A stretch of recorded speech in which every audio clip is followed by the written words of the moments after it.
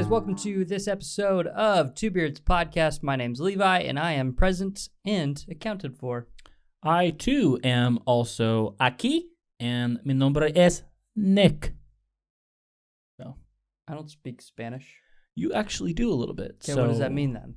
I am here, and my name is Nick. Are you here, though? Not here, that's for sure. Probably. You're not here. Just like not tacos. I still thought that was funny. I don't know, funny, ironic, probably more ironic than funny. Didn't make me laugh by any means. Question. Okay. If you were going to say you're the opposite of here, what would you say? If you're not, opposite of present. If I'm the opposite of present, Yeah. I'm Like, what would you say if you weren't here? not here, Okay. or I'm away. Okay. Just wondering what kind of person you were.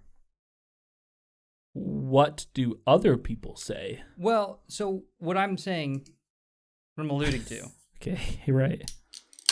is like I think there's two kinds of people in the world. Okay. There's people who say they are here Mm-hmm. or they are present. Okay. And you had already said I'm a key, so it's like that was like, that threw me off. So I was just trying to figure out what person you are. And you're like, I'm not here. I'm like, okay. Right. Simplified. So Colloquial. So what you're saying is if I'm just saying I am here, I would say I'm here. Yeah. You're Right. not I'm present. Yeah. No, I would never say that unless I'm like trying to be funny. Is my beard attached to the microphone right now? I think you're good. Because it feels like It's touching. Okay. So You're touching the gate. okay. So what I feel here is something tugging at my beard. That's what I'm feeling here. I don't know. But I see this thing, and I understand now. I'm always trying to be funny, so That's fair. not That's that like not that you I'm are present right. is funny. Right. But it's more comical than here. You know, when you think of like grade school when everyone's like, you know, roll call, and you're like here, present. Like that person's like a little funnier than everybody else. That's me. Right. Just a little fun. Exactly. Just a little bit. You wouldn't describe that person as funny, but he's a little bit funnier. They're a little bit funnier than everybody else. That's Yeah. for sure. Yeah. The real jokesters would say they're absent.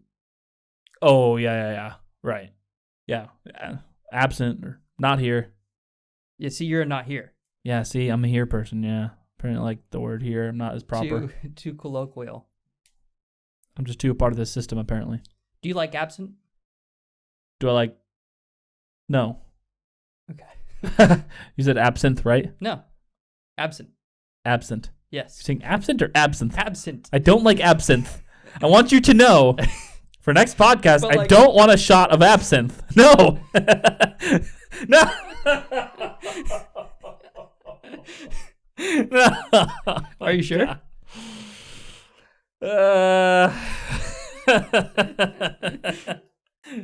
See, he was trying this whole time I got to get around me to to it. say it. I got around to it. You tried this whole time to get me to say it, and I wouldn't give it to you. But I got around to it. And I'm going to be honest, that's the last thing on my mind. And did you do this earlier today?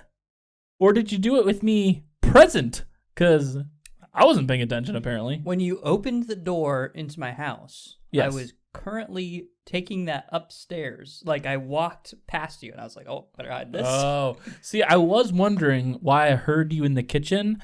And the next thing I knew, you were upstairs. I was like, oh, that's weird. Why is he upstairs? He must have thrown his voice really well. But, you know, yeah. So I got that absent. So before... What? Say before you take that... It's poison. It's very green. Like, it's like radioactive green. Yeah, my insides are going to glow now. I didn't expect it to be so green. Getting a hint of Cheeto.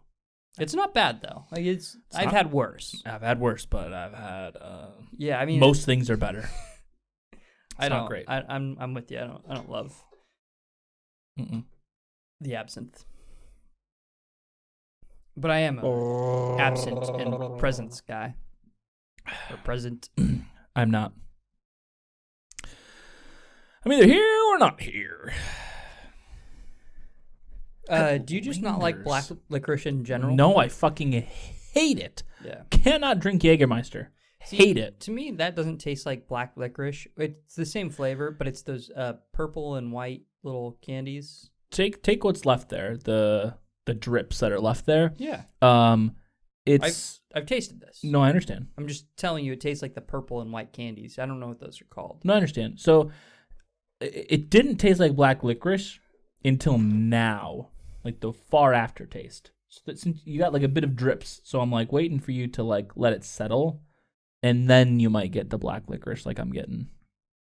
No, it's the good and plenties, dude. It's just I don't know, man. they have that. Like I said, they have that.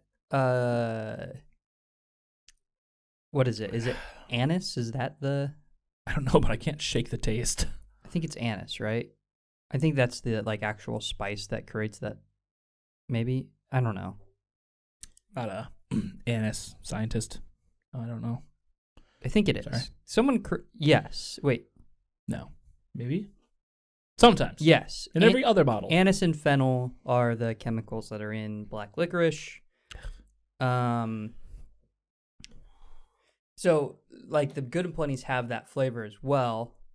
But I just think that absinthe tastes more like good and plenties than it does black licorice. I feel like black licorice is more dry. Yeah, I'll give you that. But I'm gonna give you a A+ on placement. Yeah. Was it just sitting there? It was back there. In the Yeah, back. because I can see. Some of it. Do you sit here to see what I can see when you do this? No, I just put it back there. Okay, because I can't see that back corner. You can see it from the doorway. Correct, but I'm obviously not looking there, even though I probably should at this From point. now on, yeah. I'll tell you right now. Spoiler alert: next week, I still won't. It's not happening. I'm not concerned. I can't imagine you are. It's fun though. Yeah, it's a time. I was like, I get to surprise Nick with something this week. Yeah, it took a while to get there, but Yeah. nothing new there. For some reason, I just never say exactly what you want me to say. I mean, the Genevieve one you did. Yeah, that one nailed it, But like, there was no chance that you weren't gonna. I can't not say that. Yeah, so I got to find more like that. I would have to leave if I didn't say Yeah. it. Like, I'm done.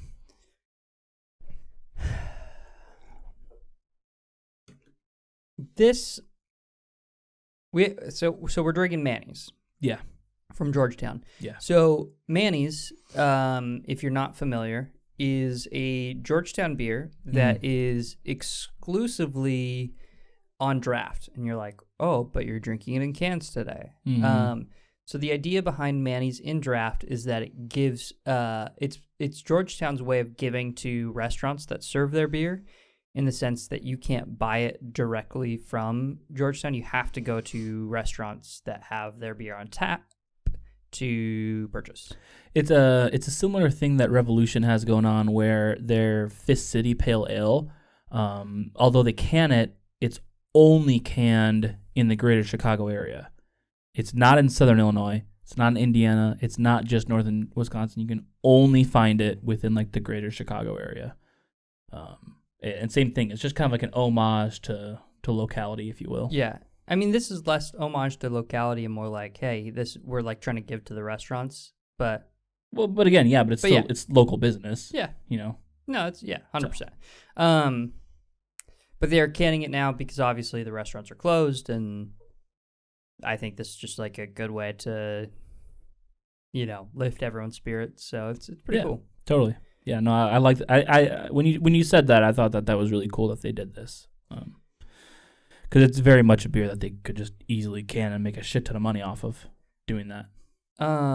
Mannys is one of my first introductions into the craft beer scene. Makes sense. We talked a little bit about this before, about the taste of it, so it'll probably come up again. Mm-hmm. But from a personal standpoint, I was dating a girlfriend who, like, I think I was just getting into drinking, really, and just into beer, and I don't know how the conversation came up, but she said like her dad always drinks Mannys. So up to that point, I was doing like Shock Top, Blue Moon with an orange, all that good stuff. Yep. And then one day I was like, just at like a Buffalo Wild Wings or something, and I was like, oh, I'll get a Mannys, and I enjoyed it. So one of my first introductions to the craft beer scene. I don't think I realized that it was a pale ale. I couldn't have told you what a pale ale was. Yeah, right. Um, I'm having a really, since you bring that up, I'm having a really hard time remembering my introduction to craft beer. So there's like two ways that it could go for me is like, it would either be a Revolution beer, like an anti-hero, or it would have had to have been like something in California. Because I feel like that's when I really started to get into craft beer was in California. Or I should say the couple of guys that I worked with at the shop were like into craft beer, and there's like a shit ton of craft breweries like Southern California area. Everywhere. Right. Every town has their craft brewery. What's what it felt like. So it hit up a lot of those craft breweries, and I feel like that's like what really got me into craft beer at that point. But I'm trying to think if I had a craft beer before I went to California, and I don't think so. It's weird. Like I vividly remember like me and my girlfriend having that conversation. Yeah. And then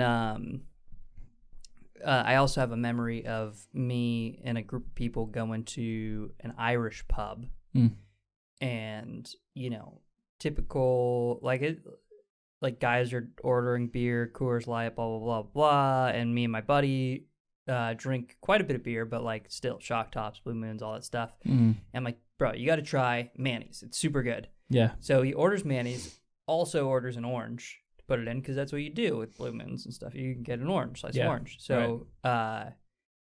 And he tastes it and he's like, man, it's crazy. I don't need an orange in this. It's so weird. Yeah.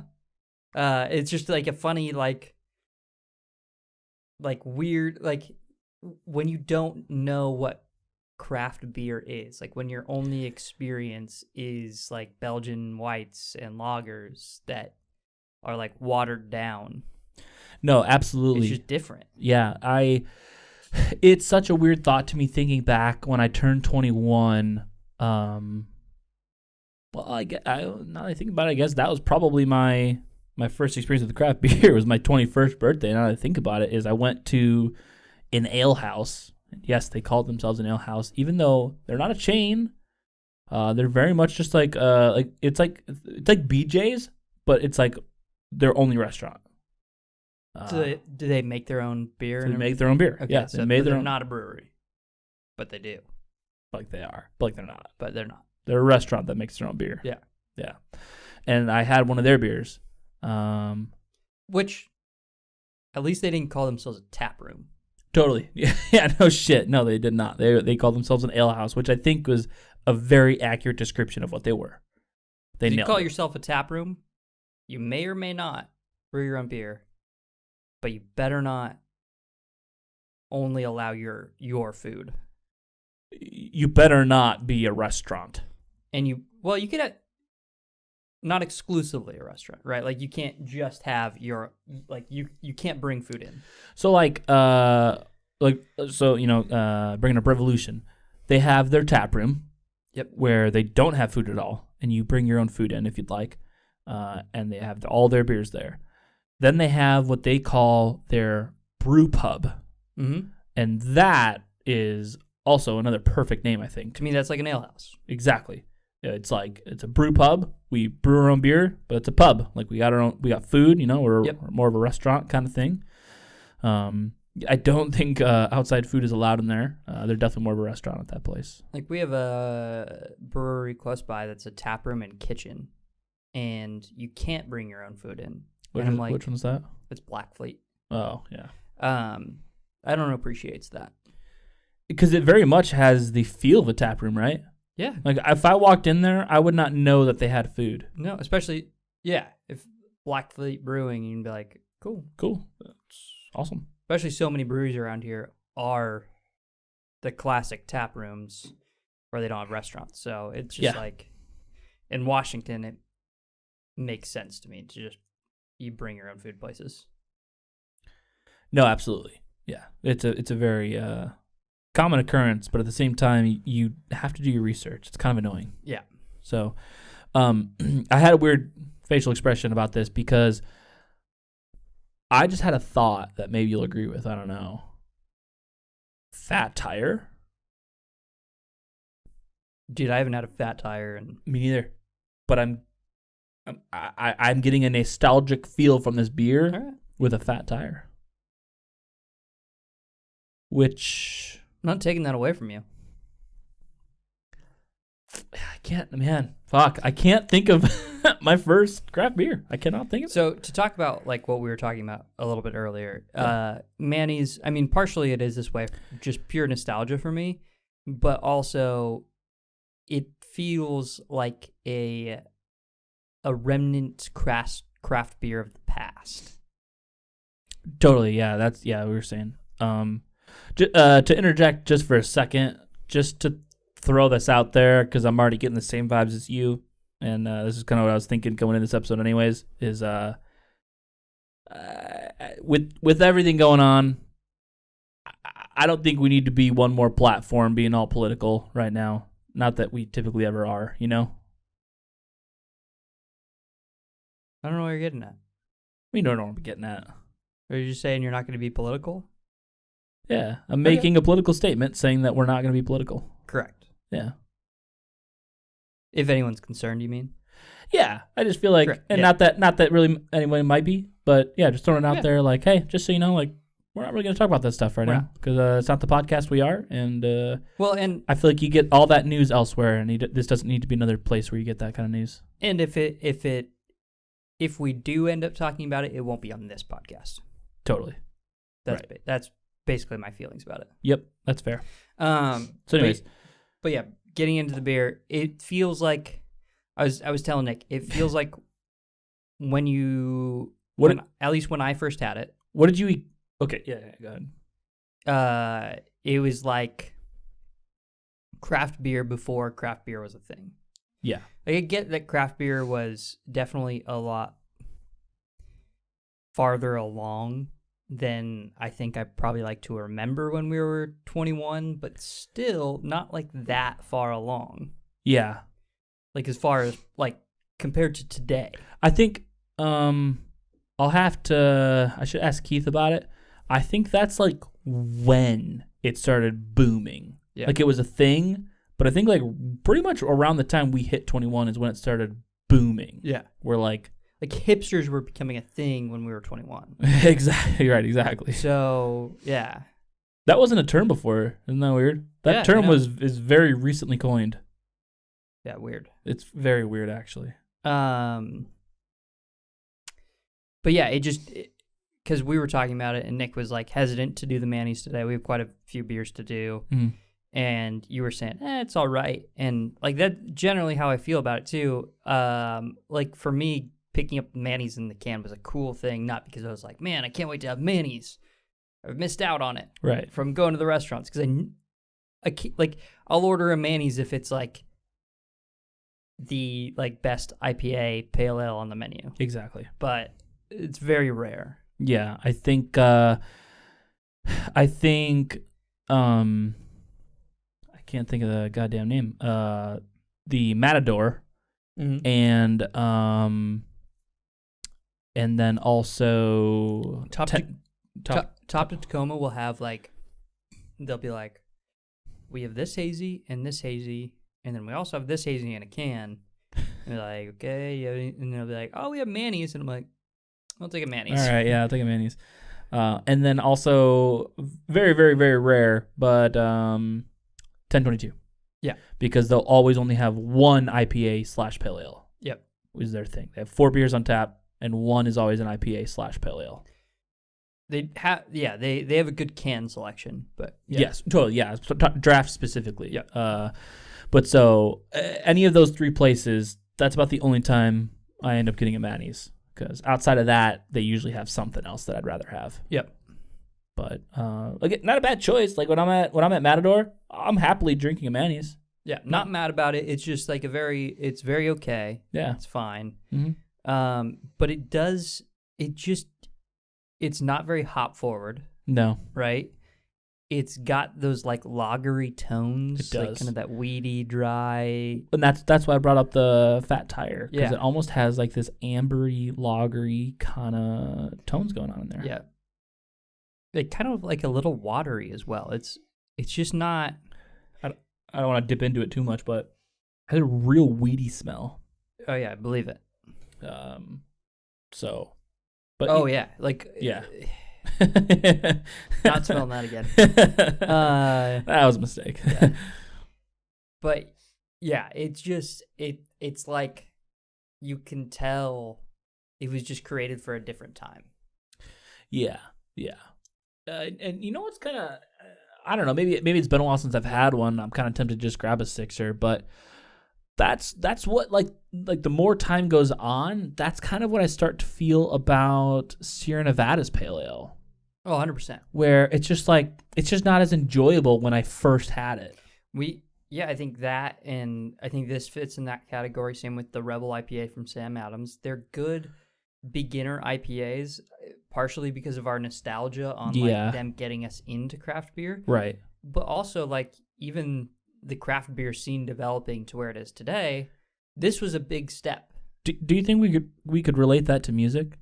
Oh, probably, yeah. Well, like where like we thought this music for the time was like revolutionary, it was amazing, but then now music has evolved so much, and like I mean, just so many different styles are incorporated into one now. We were talking about this with your brother when we were saying like early 2000s music was pop punk. Yeah. But anyone who like got into pop punk like when we were in high school like would never have considered it. Like I think I would have called it alternative, really, Yeah, or I don't know. yeah, like it just wasn't pop punk, but then like when you look back on it and you reflect, you're like, that is the beginning era of a lot of the music that we listened to in high school, like post-hardcore, pop punk, like all came from that. Absolutely, right, yeah. Well, and there was so many pop punk bands that like dabbled into that. What I feel like everyone calls it screamo. Yeah. I don't know about you, but that always irritated me whenever like it was like a metal or a hardcore song, they'd call it screamo. I'm like, nope. Two different genres. Different genres. Like it's screamo is a very specific genre that I would not categorize most music into. Well, and there's so many different styles of screaming. Well, and that's what I'm saying. Too. So it's like you have like all of this like metal music that people are screaming in, would not call it screamo. Well, even metal for us in the early 2000s, and then like metal in like 2010. Oh my God, so different. Yeah, I think we have reclassified metal as classic metal. Yeah, right. Where like Metallica. Metallica was metal. Metallica was metal. That was like that was the poster child of metal. Was us, Metallica, like Iron Maiden. Honestly, right? It's like it's classic hard rock at this point. Like I would almost group them in with AC/DC. You know, and then even like hardcore and hardcore metal and stuff. Like my mid 2000s, my cousin was in a screamo band. And we were talking about like different screaming styles, and he was talking like pig snorts and all that stuff. And that was considered metal. And you're like, that compared to Metallica is just like a different world. So different. So and then you have now where I think the average metal band in this day and age, you would consider as gent, if you will. And now you compare gent bands to Metallica or Iron Maiden or Megadeth, like Jesus Christ. Then you have death metal, and like I mean, it's just such a bigger, like more defined scene now. But that's the thing, right? Like, and that's kind of where I was comparing it with craft beers. Like, 100%. It was such it was such a specificity when it first was created, if you will, I guess. Like, metal. Like when metal first came out, when craft beer first came out, it was like, this is what people are doing, so that's what everyone's doing. Until people started pushing the boundaries and trying new and different recipes or new and different, writing styles or sound styles of music. Like that's just what people did. That's all they did. And not saying that like, craft beer like we know it today didn't exist when Mannys was made, right? Like just like, post-hardcore style didn't exist. Totally. throughout like different bands and stuff, but like it's more popular, like the primary scene, right? Well, it's more mainstream. All this stuff that was weird is more mainstream now. Yeah. Or all the stuff that was groundbreaking new stuff is mainstream now. Like, I'm sure there were hazy IPAs in some form or fashion back when we were 21. But no one probably liked it, right? Or because everyone's like, that's not how you do an IPA, or that's not how you make a craft beer. Well, that and like they just weren't popular for whatever reason. Yeah. Maybe no one was making it. Maybe no one liked it. Who knows? Right. But like, I never had a hazy IPA until not like just a few years ago. Like longer than a few years ago. But like, I'm trying to think. We're old. No fuck. I would probably say. I'd probably say either. It would have to be 2015 or 2016 was the first time I had hazy, because you know what? I bet you it was like a Modern Times or something that I had. I bet. Yeah, I don't know. I can't remember the first time that I had a hazy. Like my like classic memory of hazy IPAs, which is the one that I told you about. I was at the Harmon tap room, which is now closed, unfortunately, and they had a hazy tasting, and I had tasted 14 different hazy IPAs in a day, and I was more like, than one. That was the beginning of the end for me on hazy IPAs. Oh, that's what that was. So it wasn't the first time I had a hazy, but it was the beginning of the end. Beginning of the end. Do you guys? So there's and it's amazing that it was so local to me in Illinois. Literally one town over from me, every September did a craft beer walk. What do we got out of here? Because we didn't do any of that this past summer. Yeah, we didn't do any of that, and I would love to do like a craft beer walk thing. You know, you pay $40-$50 and you get all these tickets to try all these local brews. I feel like that'd be fun. So we do have some stuff like that. Usually it's not in Tacoma. Usually it's in Seattle. Mm-hmm. That kind of sucks, by the way. Baseball stadium. Which, yeah. Do you think that could change with the amount of craft breweries in Tacoma now? Or let me ask this question first: is the amount of craft breweries in Tacoma now significantly larger than even 3 years ago? Yeah, but I don't think it really matters in Washington. Like, because Seattle's such the draw. Well, no, I'm saying I think because, like, to us everything's local, so it's like even farmers market will have people coming from like Centralia, like an hour and a half away from Tacoma, right. like some random farm. So Seattle is going to be the local craft beer walk.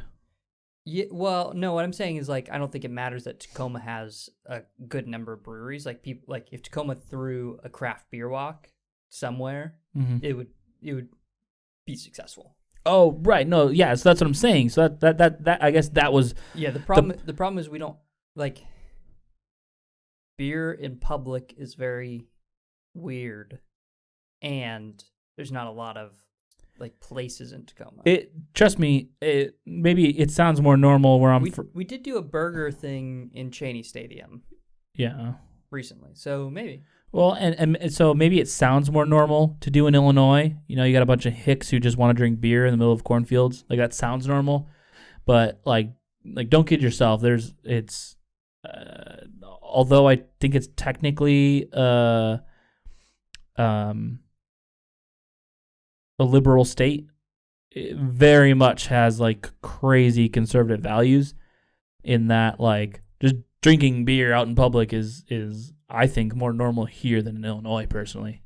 Yeah, maybe, but that's not what I like. I just mean like we have a very strict government and strict policy, so it's just like it is what it is. Us too. I know. I'm not discounting what your experience is. Well, I'm just saying my experience in Tacoma has been like even at farmers markets, like totally some vendors who are selling beer, selling wine won't serve anything. Yeah, no. Some vendors will. Yeah, but there are a good amount of vendors that are like, I'm not interested in. Right. No, I totally get that. So I'm not like disagreeing, and like we've talked, like we haven't mentioned on the podcast. I walk my dog around our neighborhood every day, and the best way. And I take a beer with me, walking through my neighborhood, every day. So it's such an old law, right? it's just dumb. It is such an old law. Yeah. But that's at the forefront of no one's mind, right? There's so many more pressing issues that people are trying to get past before. Oh, I just want to be able to walk around and have a beer. Like, no one gives a fuck about that. Everyone's annoyed by it, but no one gives a fuck about it. I'm not annoyed by someone walking around with a beer. No. Everyone is annoyed by the law that you can't. Yes. But no one gives a fuck about it. Maybe we should be those guys. Maybe we should be that guy. No. Maybe we should be those guys to go to a town hall meeting and say, let us do it. I don't know. Regardless. I don't know.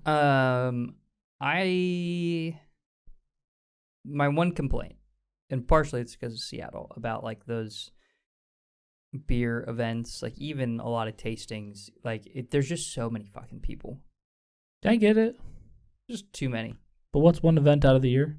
I don't want to stand in line. I don't like lines. I've never had to go to a line at a beer walk. You would. You go to the Beer and Bacon Festival. Yeah. Which I've been to. Yeah. Was that Seattle? Was that does it still Safeco Park? Is that what it's called? I think it's T-Mobile. T-Mobile? Something. Oh, that's the Seahawks. Is that? I don't know. Wait, is it? I don't think it is. No, I think you're right. I think it's T-Mobile. Yeah. It used to be Safeco. Yeah. It's not Safeco no more. No, I think it's T-Mobile. That's weird. Regardless, it could be wrong. I don't know. CenturyLink. That's the Seahawks. Yes. Okay. Yeah. So T-Mobile Park. At T-Mobile Park. Weird. That's where it was, and there are a shit ton of people and a shit ton of lines. But it's beer and bacon, so kind of worth it. Yeah. All right. Well, you're the wrong person to talk to this about, because I hate lines. I hate crowds. No. I was gonna talk sports with you for a sec. I'm gonna talk the sport. So the name of the stadium for most sports teams is a big deal, as you probably do know. So you don't know. No, I know that it's a big deal. I'm making a face because I think it's like the dumbest thing that you could ever be concerned about in the entire world. No, I disagree. Well, I disagree. So hear me out though, because I know, because you're in the fucking Midwest. You have like the East Coast vibes. I'm from Canada. Well, you're pretty close. I'm about a state and a half away. Yeah, you got a lot of Canadians, I imagine. It's fair enough. So, but yeah, you got a lot of that East Coast bullshitty pride, if you will. Yeah. No, absolutely. There is no pride west of Nebraska. No. There is no pride west of Nebraska. People are too chill out here. My favorite thing is when people they're like, oh, but what about California? Because they're excited about sports. And I'm like, California trades their sports teams to different cities every 5 seconds. And no one gives a shit. You know why? You know why they're prideful and give a fuck? Because it's the cool thing to do. Until the next thing pops up, until the next team comes in, then they're all about it. Like the Rams. Now they're like, we got the Rams back. You didn't give a fuck when they were in St. Louis. You didn't even give a shit that they went to St. Louis. You were like, oh, fine. Guess we're Charger fans now. Nick likes the fucking Bears, even though they've sucked for the past 17 million years. I'm stuck with it. It's a curse. They would move, and you would probably be stuck with them. Probably. I don't know. I haven't read the bylaws yet. But that's my point. Exactly. LA is we're they equate excitement to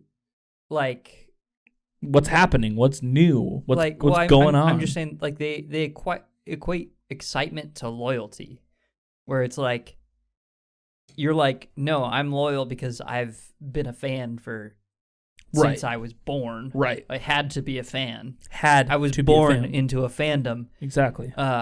There's no leaving.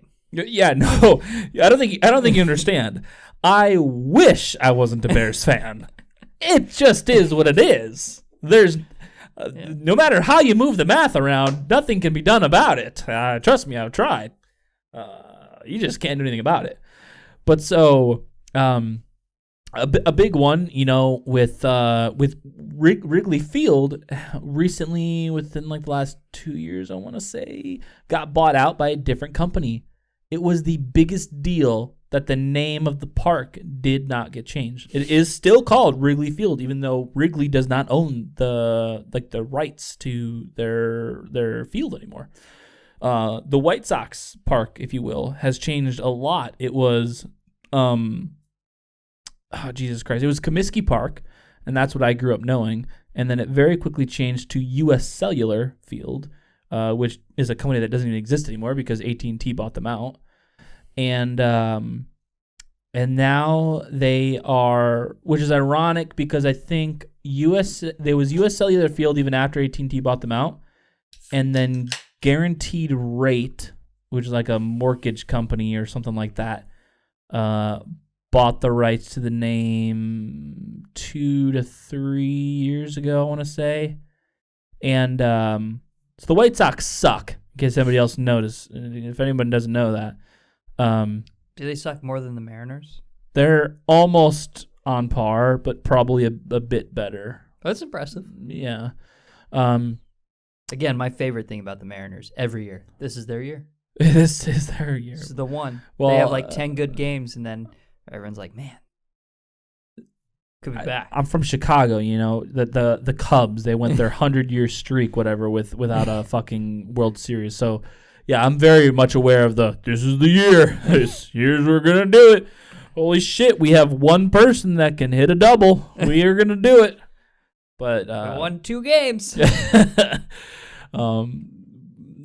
I digress. Like, going for the stadium names. Like, when you're going from Comiskey to U.S. Cellular, everyone's like, "Fuck U.S. Cellular, I'm still calling it Comiskey." And then everyone finally gets used to U.S. Cellular, and it's Guaranteed Rate Field. Fuck Guaranteed Rate Field, I'm still calling it the Cell or U.S. Cellular Field. Hear me out though. Guaranteed Rate. Their logo is a downward arrow. Pretty inspiring to get some wins, I think their thing is like getting low rates, but like it doesn't really work for sports. Doesn't work. I mean, touchdown in a different sports ball. Our towers, you won't believe, it has been called Willis Tower for at least a decade now, and you will find 80% of Chicagoans still call it the Sears Tower.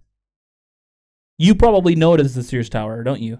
Yeah. Right. I've called it the Sears Tower. Because no one fucking calls it the Willis Tower. Yeah, I know. Even though they've technically even changed the name to that. Yeah. It's just the pride that we hold on to these dumbass fucking names. And I don't even know I'm not prideful of Sears Tower, but yeah. Right, but it's just what you know it as. Yeah. Which is due to the culture in the Chicago area. Yeah. It's interesting. Really.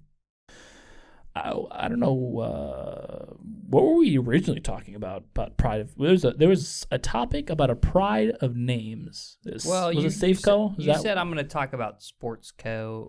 I think that's what it was. It was Sports Safeco. Ball, after I was mentioning T-Mobile. That's what it was. Yeah, it was T-Mobile. Because you don't give a fuck, right? No, I don't. Like you're going to call it T-Mobile Park now. You don't care. It'll be interchangeable to me. If it was Chicago, I would still call it Safeco Field. It's like GIF and GIF. I don't care, and I will. I intentionally am interchangeable about things. I mean, it's not even intentional. It just is me. It's just like it's a little bit of both. But I mean, is me is like I live to piss people off, right. And I live a life of chaos and order. Well, and to your, I don't know if intelligence is the word that I want to say. I'll accept it. Fair enough. You just don't. It just doesn't bother you. You just don't care about these small, minute things, and in turn, it brings you pleasure when it pisses people off. I think I used to care about all the small things, if you will. Throwback, full circle to our 2000s. I used to care, and I used to be very OCD, and then what brought that change? I stopped giving a fuck. I've stopped giving a fuck a long time ago drinking. Too. Oh, wow, there it is. No, I don't know. I just I don't know.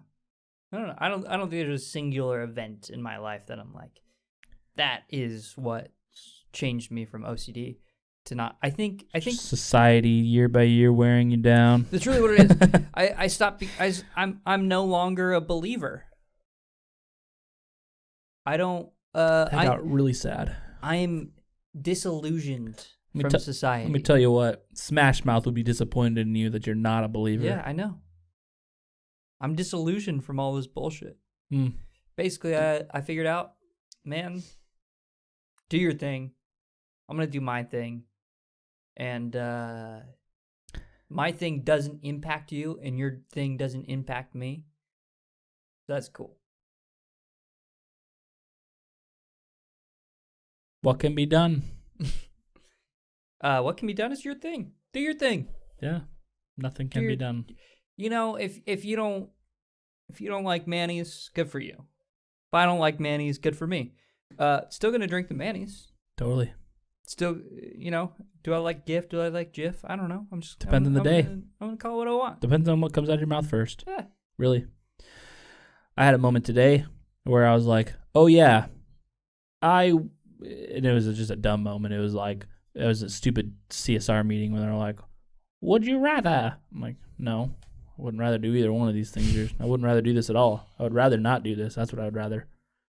And one of them, would you rather live in the city or live in the country? I'm like, yeah, every day, including this moment right now, I just want to go move to the middle of Montana, in the middle of mountains. And I think the same thing every day. I'm like, but I also know, like, I want both. That's the truth. I want both. No, 100%. So I think I want to be able to leave the city. I want like a 60-40, you know? I want like a 60 country, 40 city. Where, I think I'm reverse. Oh, you do you? Oh. I like the convenience of craft beer and DoorDash and no long commutes and good internet. But if I could spend... I'm thinking long term here, by the way. Yeah. I mean... Because right now, clearly, I'm living in Tacoma. I could have lived like Puyallup or some stupid ass fucking place like that. Like, I wanted to live in Tacoma. I think if you're gonna live in Washington, there's no real country. How do you say that? Are you just not acknowledging any of the cities south of us, or what? I just think they're too close to Seattle and Portland. No matter, like, you have to go east. I guess. And if you're gonna go east, you might as well go Idaho, Montana. No, I totally agree with that. I don't know, but like, I think of the country in Illinois, like even up north, where you could be 2 hours outside of Chicago, but like 30 minutes of like a decent town / city, you know? I don't know. I don't want that. You don't want? What do you mean you don't want that? It's too close. That's too close for country? I want to be in the country. I want to be in the country. Trust me, if you were there, you're like, I'm in the country. Yeah, but your country means something a little different. Your country means cornfield. You're in the middle of nowhere for a half hour. Yeah, but like middle of nowhere is fine. Middle of a cornfield for a half hour is it's a bit rough. Not my ideal. That's what I'm used to. Thing. Yeah. No, it's different out here. I feel like I'm thinking like when you think glacier. Yeah. You're in the middle of nowhere. Oh, you're in the middle. Forever. Hours. Yes. Hours. Like, that's what I'm thinking. Like, 2 to 3 hours. If I could spend 40% of my year in that area, oh yeah. Yeah. Hell yeah. Right. All right, yeah. So I would love, and I'm with you too, because my thing is like, I would like to live within 45 minutes of an Apple store. I feel that's my gauge. That is my gauge. I'd like to live 45 minutes within an Apple store. Maybe 25. Like if I could spend 4 months in like Glacier every year of my life, like 4 months, I do 25. Know. Yeah. Okay. Quarter of a year. That's actually third of a year. 4 months is third of a year. Yeah, we got this backwards. Fourth to a third, somewhere in there. Yep. 3 to 4 months. Oh, it's bedtime. Yellow. 3 to 4 months. Yeah. I do that. Absolutely. Yeah, I would like to own a cabin. It does not have to be a nice cabin. No. Like a genuine log cabin.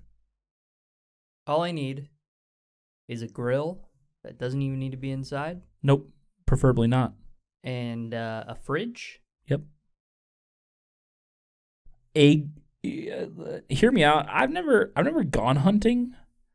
I don't know what it means to hunt. I don't know what it means to cut up my own animal. You know, I know you've done that at least once. I know you've gone hunting more than once. I know you've cut up. You know, done your thing more at least once. I have not. Not only do I not know how, but I don't know what it takes. You know what? Mentally. Instead of focusing on snowboarding this next year, maybe we should just do hunting. So I'm 50-50 thinking about it. I'm 50-50 on whether I would enjoy that or not. I don't know. I would like to go, I guess, at least once to give it a go. I mean, we could be camping. See how I feel about it. Hunting, whiskey. Yeah. That sounds like a time to me. It could be it could just be you, me, and your dad. And that's perfect. Would love to do that. We could not even shoot anything. Fine. Western Washington deer hunting is some of the hardest hunting in the country. I believe it. There's, like lots you said, of trees and lots of terrain. As you said, there's not much country out here, and then on top of that, there's a lot of trees when you do find an animal. Yeah. But I think I would like to live relatively close to a grocery store. I could own cows. I'm pretty sure. I'm pretty sure I'm allowed to own a cow or two. I'm pretty sure. Like, I think the hard thing I think I would have a hard time killing a cow for food. I think I would. I know I would. That's what I'm talking about. That's what you're talking about with the. That's what I'm like. So what were you thinking? I would. When we're talking about camping and hunting, you're talking deer. Yeah, something like that. So that's what I'm saying is like we don't shotgun hunt, so I birds are easy. I could fucking kill birds. Oh, I would kill a bird in a second. I don't give a shit about birds. A deer is where I'm like, no, my first deer. I stared at my deer for I mean, like, to me it was a moment frozen in time, and when I was a teenager, like, I remember this vividly. It was just like, it seemed to last forever. I was like, I don't know if I want to do the trigger. Yeah, I don't know if I actually want to do this. Like, it was reconciliation with me to, like, kill the deer. So it's difficult. I mean, it's because you think at least personally, I think of it out of necessity. If I'm starving and dying, like I'm at the edge of my life, I'll kill a cow. I'll kill a pig. I will kill a deer. I do not care, obviously, when it is my life at hand. I'm not saying it'll be easy. I'm not saying I'll enjoy it, but I know I can do it if I have to. Yeah. When I don't have to do it, when I have the money to go buy my own damn groceries and have somebody else do the work for me, it is. But I think that's the thing, right? Thinking about it is not an easy choice. Either way, those animals are dying. As well as, you know, hunting in the regulation that we have it in the U.S. is good for the environment, right? Like, I'm not saying it's a bad thing, but no, I know you're not, and you agree with me where I just think it's a hard thing to do. Exactly. That's my point. Is that I think it is hard, and I think it should be hard. I don't think that's it's respect, right? That's what it is. I think it's respect. It's respect for life, and it's a big deal. Because I think a lot of vegans would be like, "Then how come you eat animals?" And I'm like, "Because they taste good." No, I do though. I eat animals, and like the idea of eating animals and respecting their life is not.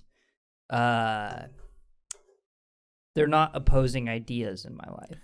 Same thing with hunting. I buy exactly the amount of meat that I'm going to eat, you know? I don't buy 12 pounds of meat and only eat like a pound of it and throw the rest away. Like I'm not trying to waste this animal's life. Like I'm buy the meat that I want to eat. Yep. And I'm pro treating animals well. I'm pro buying meat that's from good sources. You know, I buy meat from my local farmers market. Like I do think that everyone should have a respect for life in all forms. Yeah. And except for birds. Fuck owls. Seriously. Seriously though. Owls are the worst. But they look cool. They do look cool, but they're the worst. They're pieces of shit. I hate owls. But yeah, respect for life is important. So I get like the idea of like, yeah, you know, I don't know that I could kill something because I've been there. Right. Yeah, and that's and so I'm with you. I think of so I'll group it into 4 animals: a deer, a cow, a pig, and a lamb.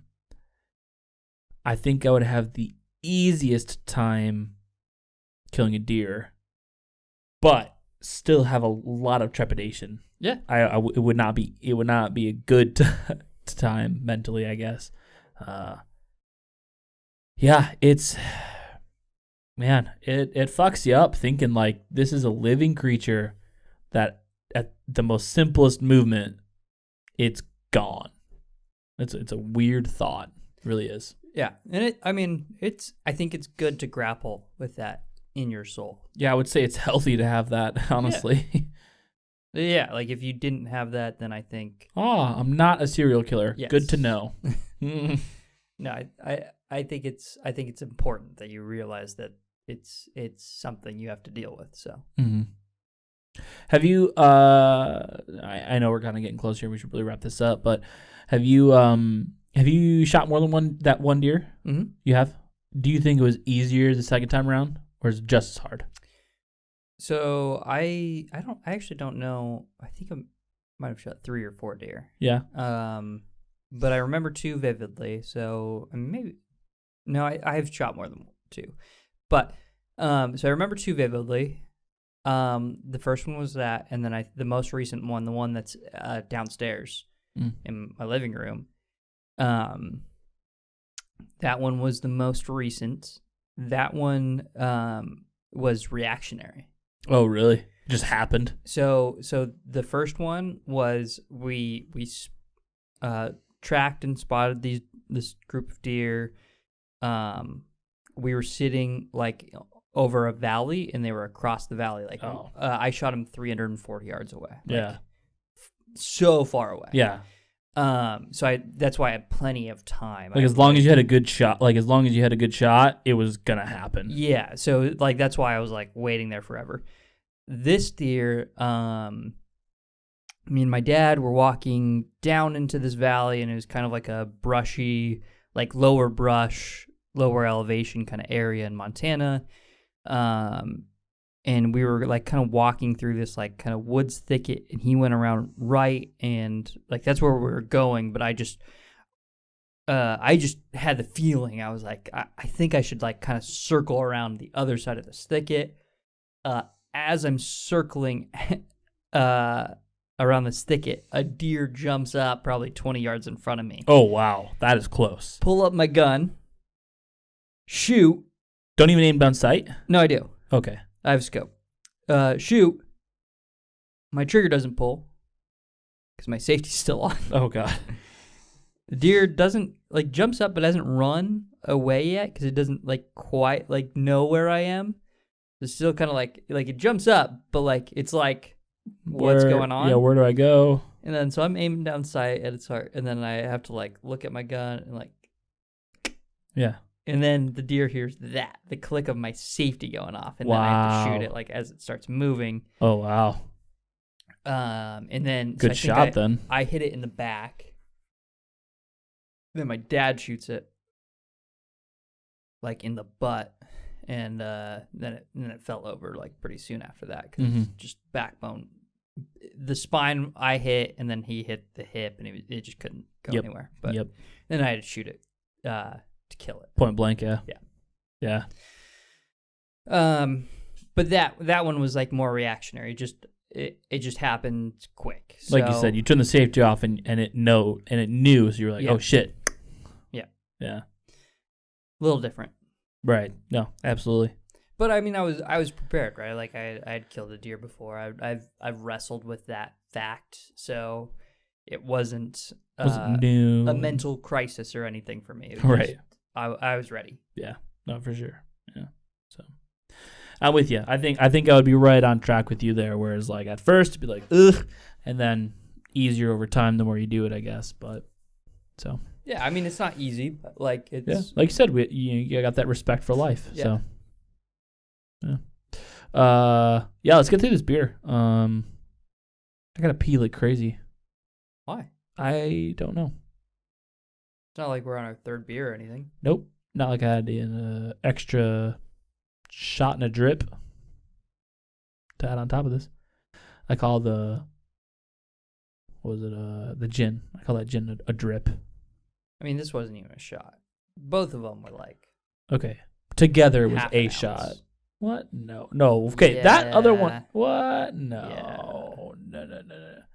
3/4. Give me 3/4. I'll give you that both of them together were a shot, which is 1.5 ounces. I'll give you that. What? Oh, no. I was saying both of them together were a ounce.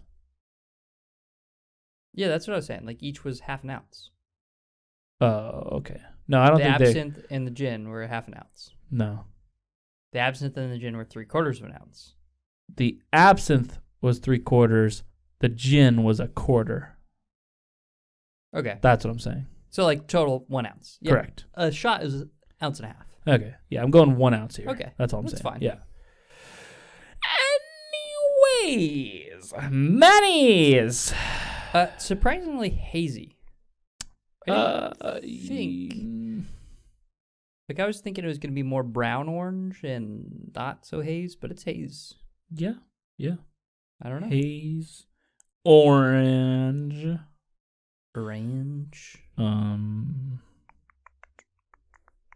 Head can really stick around. Yeah. I mean, Yeah. Smell. We covered that in the wheat section. Sourdough. Didn't love it. Wheat. Bread. Grains before they've been boiled. Yeah. That basically covers it. Didn't love that. You know what Taste. I'm going to do? I'm going to sacrifice him. Smink it. I'm going to smink it. Smink it, buddy. He's sminking it. He's sminking it. He didn't enjoy it. He didn't love it. He didn't hate it. He did not love it.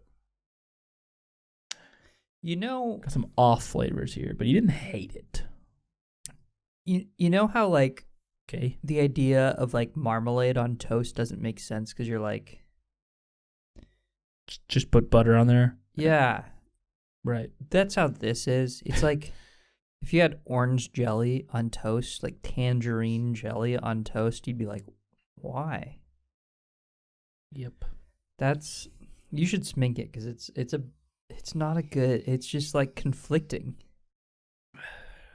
It's just like toast and then like orange, and you're like, why? Yeah, you kind of nailed that one, bud. Yeah.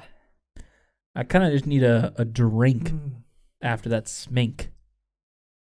Don't smink this beer. I'm Don't- like, don't I mean, smink the maybe beer. that's it. But Maybe that's your thing. But also just don't. Oh man, that's so weird. It's very orangey. It has a little bit, and by that I mean it's a little bit bitter. Yeah. Not much. Hello. Just a little bit. It is kind of a decent balance between hoppy and malty, I think. The problem with using balance is that, like, I agree with what you're saying. I think the problem with using balance is like people might think you're using the word balanced to describe the beer, and you're really saying between those two tastes, it's balanced. Right, absolutely. Because the beer, I don't think is very well balanced. I do not think so as either. a whole. I don't think so either. It definitely leans in like a direction for sure. But yeah, the malty hops are pretty equal. It's pretty... I'm going to call it that. I'm going to call it malty hops. Cool. Yeah. Feel is, it feels like a watered down pale ale. And because of that, Slightly muted. yes. Because of that, their secret carb recipe is there, but it's toned down. Yep. And that's sad to me. Yeah. No, if this was full carb. If this was full carb, that'd add some crispness to it, and I'd be happy about that. I'd be quite happy about that. In fact, I'm going to write that even in thoughts. In the thoughts, I'm sorry, I just wrote fat tire needs full carb. You want to add a comma to thoughts for nostalgia.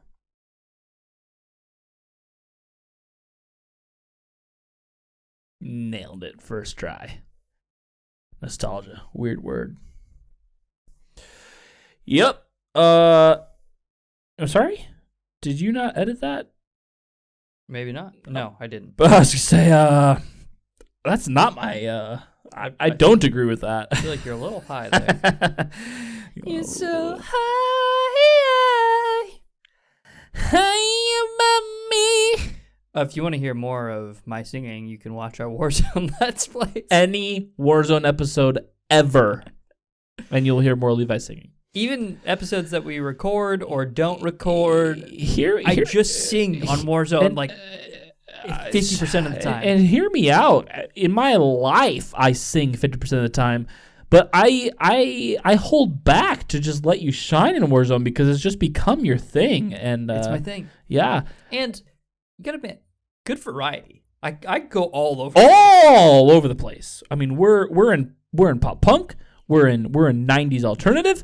We're in 80s. We're in 80s. We're in current pop. I mean, we're everywhere. He's everywhere. I'll throw a line in here and there, whatever comes to me. But I very much just let you take it away because A, I'm not mad about it, and B, I just don't want to step on anybody's toes. I was trying to explain it to Elizabeth, and she's like, "Why?" And I'm like, it just my happens. thing. I don't know why. I mean, just sing during Warzone. A, it just happens normally, and B, it just intensifies in that game for some reason. It just is what it is. Strange. All right. I think I'm good. I got the rating. Is your rating good? No, it's not. Is it not? It's not. I have to pee so much. You good? I am also ready. Okay. Oh, are you present too? I'm absent. All right, I'm going hard 3, and it's good. Fine. There it is. Wow. That is a thing that just happened. But same rating. Yep. Different words. So I'm going to disagree. Okay. With where you're going. So, for use at home who don't know our words because we haven't published our words in their full definitions. The difference between good and fine is that there is a concept, but one is well executed and one is not well executed. Yeah, that's very much like the determination is whether both have the concept and one is well executed, one's not. One, we feel like the concept itself needs a little more refinement. The one, we feel like the concept has made it, but there's still tweaks to make along the way. Well, more that your vision for the beer was there. We understand what you're going for, but like you either hit that vision or you didn't hit that vision. Correct. I think the vision is there, and this is, I think, where my nostalgia is at play. Yeah. Because I think, knowing my history of Mannys, that I understand the context. Maybe I mean I'm arrogant to say that I understand the context because I don't know when it was released, but I'll keep with it. I'll allow it. I understand the context in which Mannys was created when I was 21, and I think, back then it was a nailed it beer, and the fact that they've kept Mannys around for that long, even I think, speaks to the success. Thank you. I might have killed it. Hopefully you did, because you blew up the mic. Anyways, but I appreciate it. There's been a little fruit fly buzzing around for like ages. Yeah. So I think the fact that it's been around for so long. I killed it. Oh yeah, good job. The fact that it's been around so long shows that like it was a developed concept that I think has just worked. Yeah. I don't think there's anything special about it. That's why I gave it kind of a low on the good. I don't think there's any like flavors that I think knock it out of the park. Yeah. I think it's very okay. It's like I think if you walk into this beer knowing that context, you think, man, this was like ushering in a new era of beer, and I appreciate about that beer. Absolutely. No. And I don't, my rating might not show it, but I don't want to deter from that at all, because we have the same ranking, right? Like you're on the high end, like the tippy top of the fine. Totally. And so I absolutely love Georgetown as a brewery. I think they're fantastic. Everything I know about those guys as people, I've only heard great things about them. That they're great dudes and they brew amazing beer. I have not had a beer from Georgetown that I've disliked. I might not have ventured out as much because we haven't been to their tap room, and I've only had what they can. But I've not had a bad beer from Georgetown. We've gotten growlers from them. Yeah, right. But their tap room was closed when we were there. Yeah, right. And even that growler, yeah, I enjoyed that. But so, and maybe it's the nostalgia that I lack from this beer, but I think they do a good job at making a pale ale. I think the concept is there. I think that if it was just a little bit more developed in areas where like I feel like this beer is just missing something, and that just doesn't quite push it beyond that medium for me. Whereas like if they hit, I think they could have just called this an ale. Right? Yeah, if they went the Sierra Nevada route and just called it an ale, I think I would have a different perception on it. The pale ale, it's like, I think this is the main thing, and I just wish it was a little bit more crisp. To me, I wish it was a little more hoppy up front. A little more hoppy, which in turn kind of like kills some of the low end, which would make it more crisp. It reduces that kind of watered down feel. Exactly. Just gives it a little bit more of that high end flavor. I think if you added there's again, like we briefly mentioned, and as we have stated in other Georgetown podcasts, they have a signature carb that they knock it out of the fucking park every time with their carb. Even though you said it feels watered down, you can still tell. They have this is weird. A Georgetown. Yeah, we need to go to the brewery and talk with these guys. We go there. We say, we've made, you've made one beer. I've made, this is only my third beer I've made. We know nothing about carbonation. We know absolutely nothing. What the fuck do you do to your beers to make the carbonation perfect? Yeah. I just am so curious to learn from them. Obviously, it's a process that we can't recreate in any beer we make. They'll probably not tell us. And they probably won't even tell us. They'll probably just smile. Yeah, they're probably like, ancient Chinese secret. But it's amazing, and I want to commend them. That like no matter how bad of a beer they'll make, the carbonation's gonna be on point. You know. Yeah. They can make a sour, and I'd be like, still pretty decent. So, all right.